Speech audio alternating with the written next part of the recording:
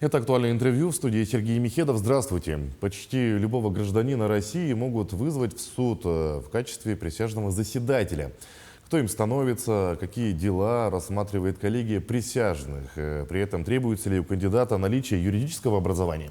На эти и другие вопросы ответит сегодня Валерий Филиппов, старший прокурор уголовно-судебного отдела прокуратуры Республики Саха-Якутия. Валерий Васильевич, здравствуйте. Здравствуйте. Вот кто может быть присяжным заседателем? Здравствуйте еще раз. Согласно законодательству был принят федеральный закон 2004 года, который так и называется «О присяжных заседателях в судах общей юрисдикции Российской Федерации», согласно которого законодатель установил определенные критерии, по которым гражданин может стать кандидатом, во-первых, в присяжных заседателей, то есть законодатель регламентирует по возрасту. То есть гражданин не может быть младше как 25 лет и верхняя планка 65 лет. Также гражданин не должен состоять на учете каких-либо лечебных заведений, в данном случае это касаемо наркологического, а также психоневрологического диспансера, соответственно, не иметь действующую непогашенную судимость, ну и такого плана. Вот какие дела рассматривают присяжные заседатели вообще и как долго?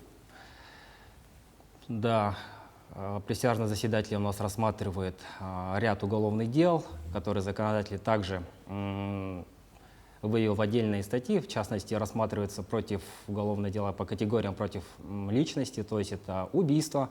Также убийство бывает и с квалифицирующим признаком. Убийство может быть двух и более лиц, хулиганских побуждений. Далее умышленное причинение тяжкого вреда здоровью, повлекшее по неосторожности смерть потерпевшего. Также уголовное дело в сфере незаконного оборота наркотических средств. В данном случае это касаемо особо крупного размера сбыт наркотиков. Ну и бывают такие преступления, заканчивая такими преступлениями, как геноцид. Но в нашем регионе в основном рассматривается это убийство, и это 105-я статья Уголовного кодекса России, и умышленное причинение тяжкого вреда здоровью, повлекшее смерть. Это 111-я статья, часть 4 Уголовного кодекса России. Ну и бывают такие статьи, на моей практике было, это посягательство на жизнь сотрудника правоохранительного органа, статья 317 Уголовного кодекса России. А вообще, как идет отбор присяжных заседателей? То есть это на каком основании идет выбор, так сказать? Отбор коллегии присяжных заседателей – это у нас особенности рассмотрения уголовного дела. Это у нас глава 42 Уголовного процессуального кодекса. Законодатель также вывел в отдельную главу, потому что есть ряд особенностей. Я скажу, какие. Есть такая программа, которая называется «Государственная автоматизированная система выбора». Проще говоря, это ГАЗ-выборы. То есть это программа, согласно которой данные вносятся органами местного самоуправления и, предположим, назначается судебное заседание. Помощник судьи, которому было назначено провести отбор, вызывает, к примеру, я говорю, 30 кандидатов. Соответственно, помощник вбивает туда данные, то, что необходимо, чтобы в определенную дату, в определенный суд подошло 30 кандидатов.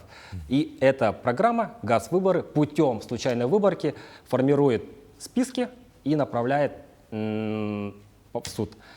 Помощник судьи, соответственно, направляет извещения, так называемые повестки кандидатам в присяжных заседателей, которые должны подойти на судебное заседание. Далее, те люди, которые получили соответствующие повестки, они должны явиться в суд в определенное время, в назначенное судебное заседание. Они являются, подходят, во-первых, к присяжному, подходят к судебному приставу, который находится на первом этаже. Судебный пристав их сопровождает к соответствующему помощнику. Далее граждане, которые явились на судебное заседание, заполняют анкету. Ну, эта анкета небольшая, то есть там буквально несколько вопросов, которые необходимо заполнить. Ну, закон нас так обязывает, точнее суд. И вот, после этого все сопровождаются в зал судебного заседания.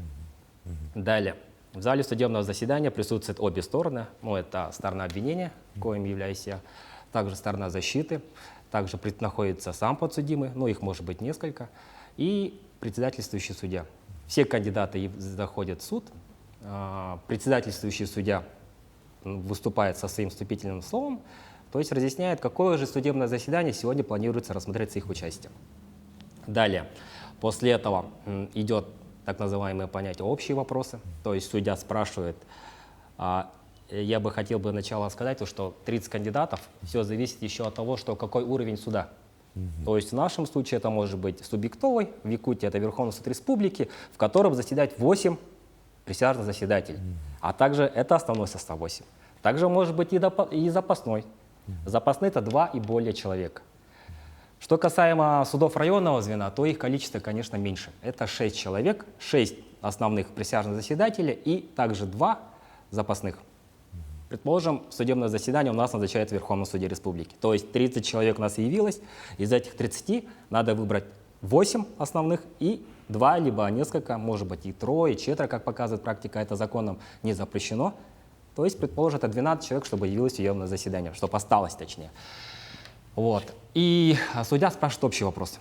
То есть идет отбор. Судья интересуется, кто-то может по состоянию здоровья не может присутствовать в судебном заседании. У кого-то, у женщин бывают дети в возрасте до 3 лет. То есть это тоже основание, по которым человек в последующем может не явиться на судебное заседание. Также судья интересуется, есть ли среди них действующие депутаты, а депутаты могут быть разного звена, то есть начиная от сельского поселения, заканчивая депутатами Государственной Думы.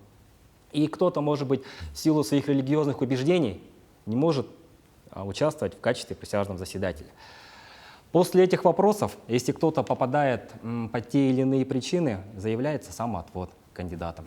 То есть, предположим, 30 человек явилось, может 1 либо 2 заявить самоотвод. Он удовлетворяется, они дальше удаляется из зала судебного заседания. После этого сторона защиты, то есть это адвокат, заявляет, спрашивает вопрос. То есть они уже со своей стороны интересуются, по каким критериям им человек подходит в качестве присяжного заседателя, либо нет. Задаются соответствующие вопросы. После этого сторона обвинения задает вопросы. Предоставляется потом время небольшое, где после этого заявляются мотивированные отводы стороны. То есть стороны заявляют мотивированные отводы, оставляя тех кандидатов, который, по их мнению, может вынести справедливый вердикт по уголовному делу. Это называется отбор. А вот что касается рабочего времени, да, то есть присяжные же находятся в суде именно в рабочее время, каким-то образом освобождаются от работы? Да, что касаемо рабочего времени, у нас граждане подходят в суд, в основном это люди рабочие. Конечно, работодатель обязан, согласно трудового законодательства, освободить от основной работы, поскольку они привлекаются в качестве присяжного заседателя. А быть присяжным заседателем — это долг любого гражданина. То есть он обязан присутствовать. И никакие угрозы со стороны работодателя в данном случае они не могут быть. Во-первых, им предоставляется, за ними закрепляется, сохраняется место работы. Также им выплачиваются денежные вознаграждения за то время, которое они отработали. То есть у человека бывают разные доходы. Может прийти, предположим, учитель, а может подойти и человек, занимающий высокую должность руководящую. Для этого достаточно предоставить справку 2 НДФЛ в суд, и все твоя заработная плата будет последующим компенсирована. Также также являются в судебном заседании и люди, которые не имеют постоянное место работы, дохода. Тогда в данном случае они получают также денежное вознаграждение, а денежное вознаграждение будет зависеть уже и от оклада судьи, который рассматривает уголовное дело. Это 1/2 оклада денежного удовольствия.